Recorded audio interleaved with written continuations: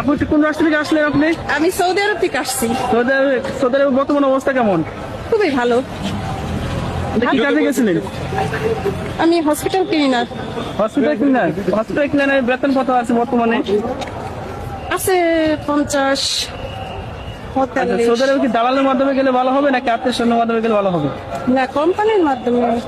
দালাল ভালো না, ফ্রি ভিসা ভালো নাকি কোম্পানি ভিসা ভালো? কোম্পানি বিষয় ভালো। Free visa. সৌদি আরবের সাথে কোন কাজের চাহিদা বেশি? হাউস কিপিং, মেয়েদের জন্য আর কি। মেয়েদের জন্য। আচ্ছা, সেখানে কি যুদ্ধের কোনো প্রভাব ফেলছে? না না না, আমার ওই জায়গায় কোনো যুদ্ধের প্রভাব ছিল না। সৌদি আরব কোন শহরে থাকেন?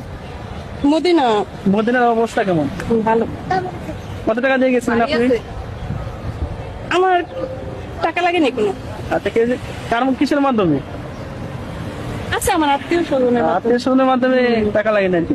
আচ্ছা, যারা নতুন করে যাবে তাদের উদ্দেশ্য কিছু বলুন।